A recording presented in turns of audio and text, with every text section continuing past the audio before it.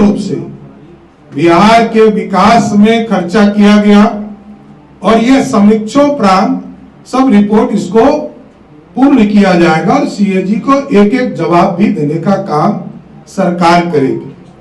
क्योंकि कल वित्त सचिव के द्वारा इसकी पूरी जानकारी दे दी गई थी, उसके बाद भी नेता विरोधी दल और महागठबंधन के लोग कह रहे हैं कि कोई सरकार नहीं कह रहा है। अरे भाई, सचिव ने, अपर मुख्य सचिव ने जवाब दिया, इसके बाद कौन जवाब देगा? हम और आप तो बदल जाएंगे, लेकिन पदाधिकारी नहीं बदलेंगे, उन्हीं का काम है। हम तो सिर्फ समीक्षा करते हैं, मॉनिटरिंग करने का काम करते हैं और सरकार के काम पदाधिकारी के माध्यम से कराए जाते हैं। इसलिए इस लोकतंत्र में बिहार की सरकार लगातार बिहार के विकास के लिए काम कर रही है और बिहार की जनता को समर्पित करने का काम कर रही है। लगातार नीतीश कुमार जी के नेतृत्व में इंफ्रास्ट्रक्चर का काम हुआ, विकास के कार्य हुए और आगे भी 2025 में, क्योंकि इन लोगों को डर लगने लगा कि नीतीश कुमार जी ने बिहार के तमाम लोगों का सपना साकार कर दिया।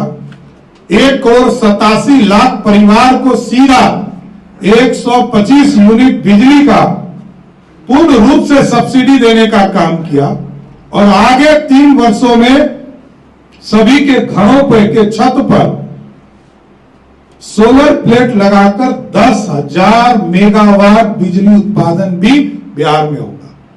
और जो विधवा बने, वृद्धजन है और जो दिव्यांग जन है, उनके पेंशन को भी बढ़ाने का काम नीतीश कुमार जी ने, और जो हमारे नौजवान साथी है 50 लाख लोगों को रोजगार देने का सपना पूरा किया, 49 लाख लोगों को मिल चुका। और नीतीश जी ने 2025 से 30 के लिए भी लक्ष्य तय कर दिया कि 1 करोड़ लोगों को बिहार में रोजगार देने का काम किया जाएगा। इसलिए ये लोग डरे हुए हैं, ये लोग जनता से बाहर हो चुके हैं, जनता के बीच कोई साख नहीं रह गया। लालूवाद और नीतीशवाद, विकास बनाम विनाश की लड़ाई होगी और फिर से जनता के आशीर्वाद से 2025 में एनडीए की सरकार होगी। धन्यवाद। देखिए, एक चीज तो पहले समझ लीजिए, इस देश में कहीं भी राष्ट्रीय जनता दल की सरकार नहीं है। देश के किसी कोने में सिर्फ और सिर्फ भारतीय जनता पार्टी, कुछ जगह पर कांग्रेस पार्टी और कुछ थर्ड फ्रंट के लोग हैं। कॉपी कौन कर रहा है ये जनता जानती है, कॉपी पेस्ट करके। अच्छा, जनवरी फरवरी में कौन हड़बड़ी था? आप होते कौन है? अरे, नेता विरोधी दल मुद्दा उठाने के लिए होता है, घोषणा करने के लिए मुख्यमंत्री होते हैं। 30 तारीख को, 30 सितंबर को के बाद किसी दिन भी, क्योंकि उस दिन वोटर लिस्ट प्रकाशित हो जाएगा, उसके बाद किसी भी दिन चुनाव की घोषणा हो सकती है। तो 30 तारीख तक आप होते कौन है घोषणा करने वाले? यही नौसिखिया नेता लोग हैं। अरे भैया, अभी तो नीतीश कुमार मुख्यमंत्री है ना, ये क्यों नहीं समझ रहे? आप मुख्यमंत्री नहीं हो, सौरा से निकलो। लोकतंत्र है, राजतंत्र नहीं है। मैं बार बार कहता हूं कि लालू जी का बेटा होना और राजीव गांधी का बेटा होना ही क्वालिटी नहीं है। जनता के बीच में किसका एक्सेप्टेंस है ये देखो। एगो विज्ञापन छपा रहा है कांग्रेस पार्टी, ये पता नहीं वो हमसे लड़ रहा है कि राजद से लड़ रहा है। ये कांग्रेस पार्टी अलग है वो तेवर में, और हम लोग नहीं जानते हैं कितना माफी मांगेंगे राहुल गांधी।